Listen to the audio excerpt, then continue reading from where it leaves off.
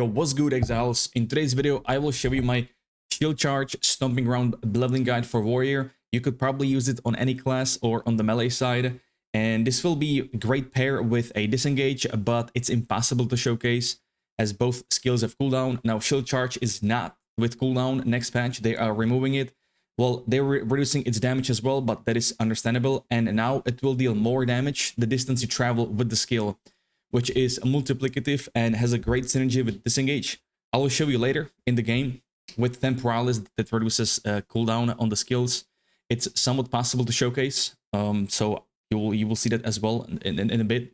But I used Shield Charge mainly for, well, basically for everything, but later on, I only use Shield Charge even for bosses, but if the damage is not enough, you can use either Rolling Slam or Perfect Strike.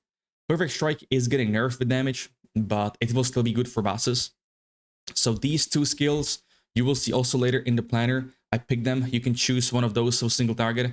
So we'll see if Stomping Ground Shield Charge will be enough for single target, because there is a little nerf for Stomping Ground, apparently. It's nothing confirmed officially, but it was leaked on a Chinese stream, I believe.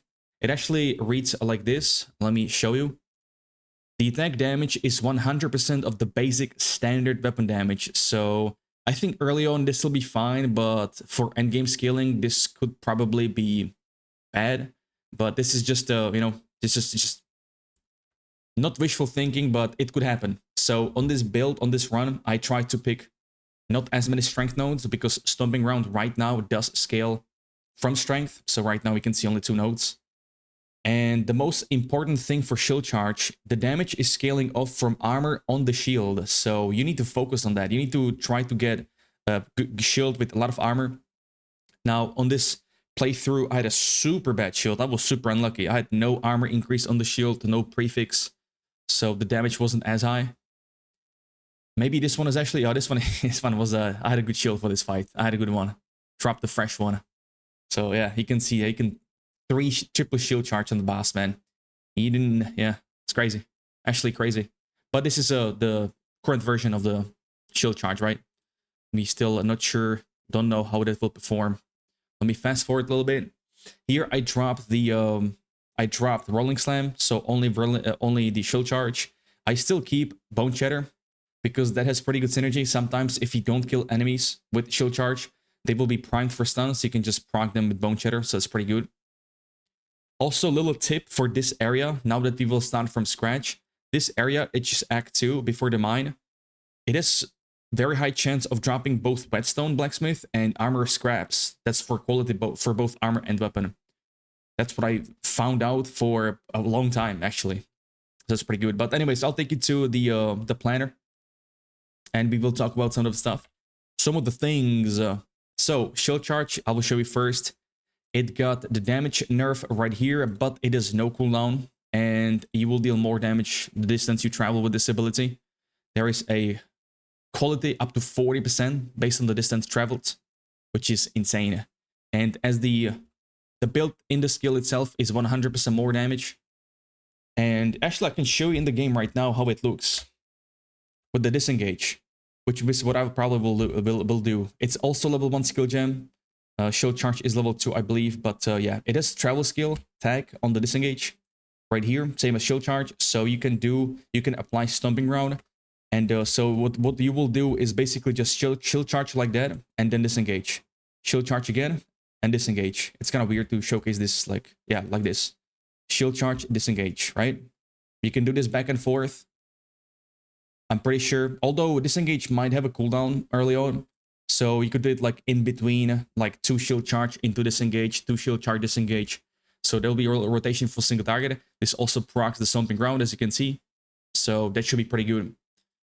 But I will take you to the planner now. So right here, I didn't find any weaknesses on this build. It's very tanky. I barely take damage or die because shield is crazy, the block as well. They are nerfing the block chance from 75% max block chance to 50%. Which doesn't matter as much during the campaign, because you will be basically stuck with whatever you drop on the shield itself. And someone made a great post about blocking. I will show you right now. This describes like the difference. So The max block 50%, we can block all attacks in the game, especially the red attacks from bosses. So that's about 30% more incoming damage blocked. Now it's 66% of previous amount with the nerf, but on average, a little under half of map enemies in endgame, based on available enemy pools for maps, use AoE attacks, which were previously unblockable. So this like calculation is over 100% overall effectiveness, which is wild. Block is getting buffed. That's it. That's the whole post. Can leave this in the description if you guys want, but back to the planner. This can work on any warrior ascendancy. It doesn't matter what you pick, but I believe Warbringer could work very well because of the armor break. Gear stuff, you will see what kind of nodes you should aim for here.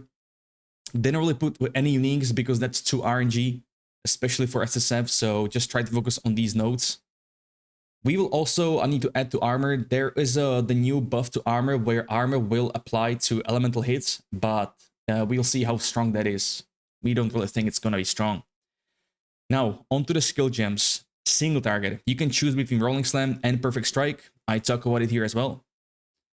So Perfect Strike is getting nerfed on the damage, but they are increasing the AoE on the skill, so it should be pretty nice to use.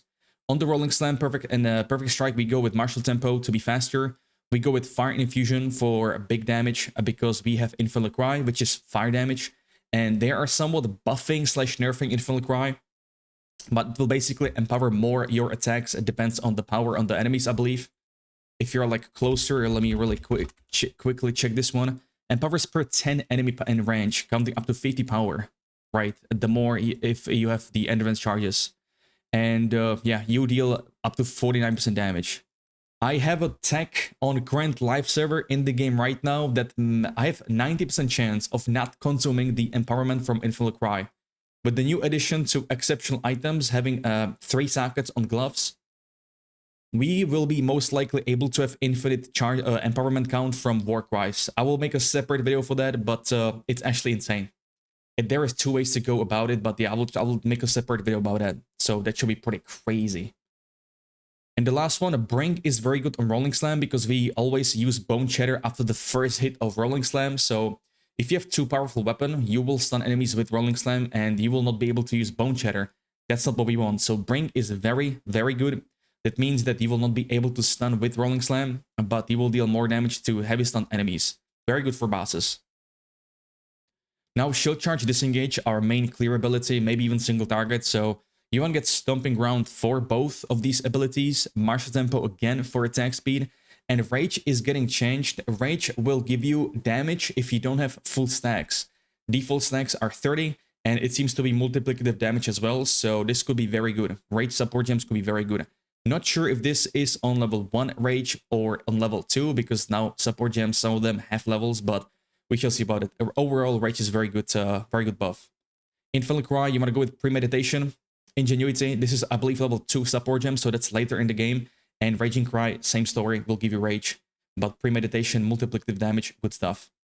First, Aura, you can go for War Banner, because it's getting buffed crazy. I'll show you. It's actually insane.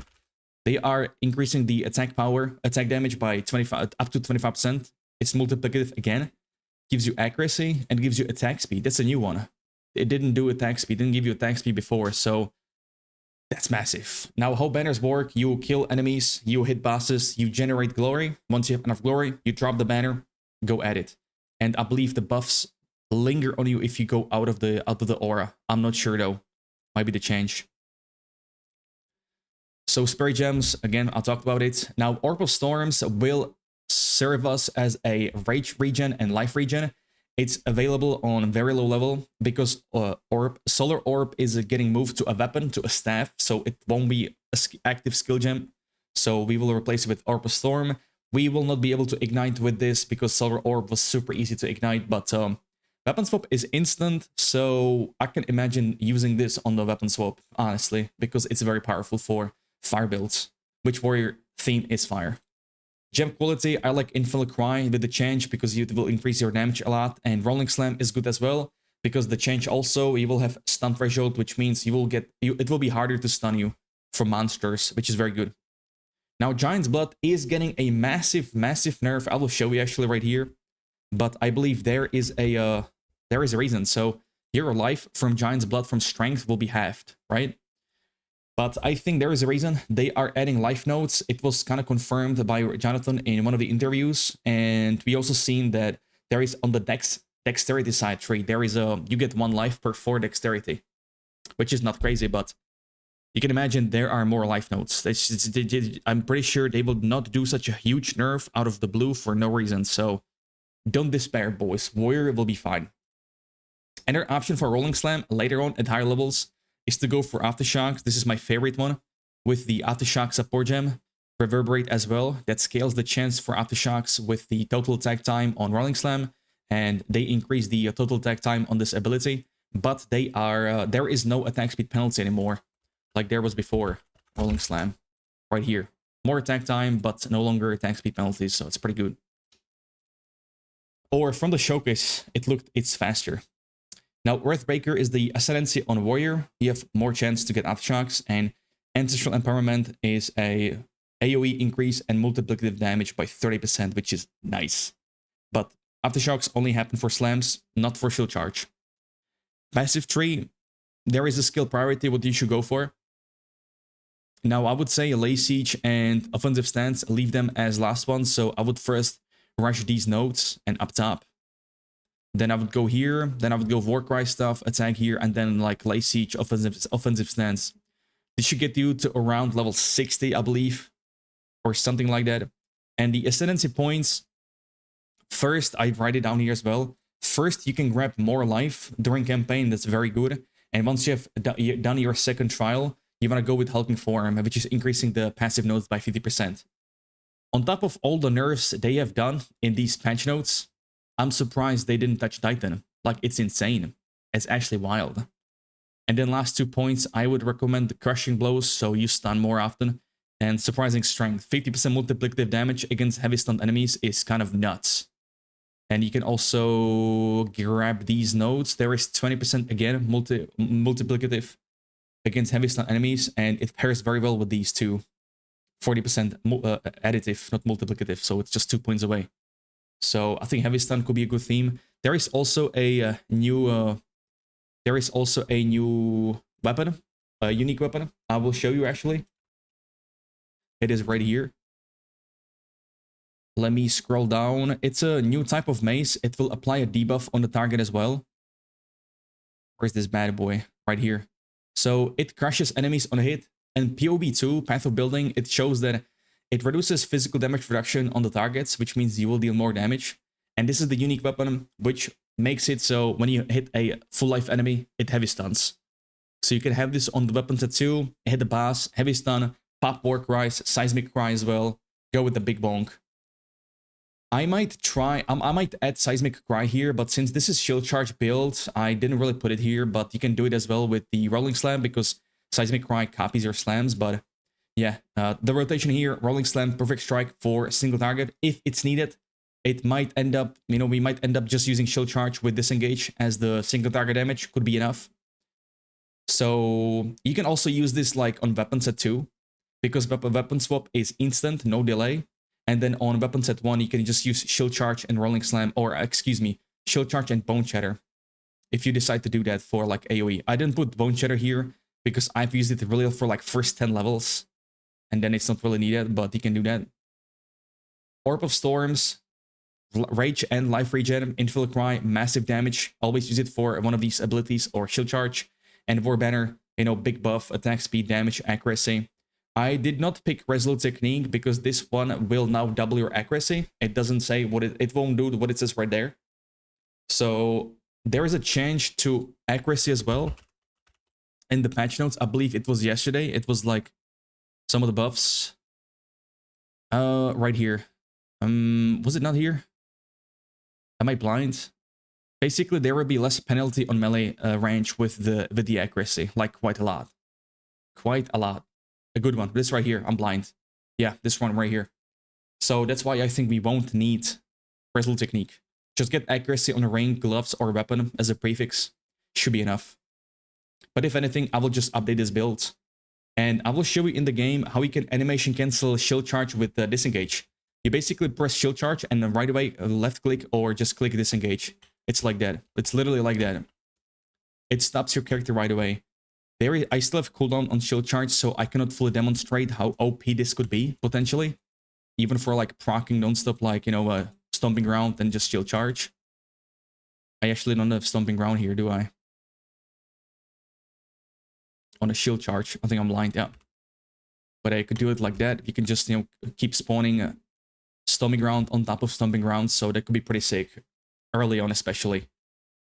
But yeah, guys, that was it for this build, for this video. I do stream every day on Kick and Twitch. If you guys want to stop by, I would greatly appreciate that. If you want to talk about some of the things as well. Any questions, hit me up in the comment section or on Discord as well. The links will be in the description.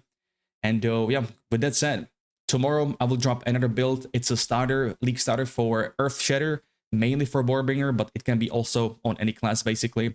But it's mainly Warbringer because you need Warcries to proc it, and you can ignore Warcries with Warbringer. But thank you very much for watching once again. Until next time, you have a great one, and peace.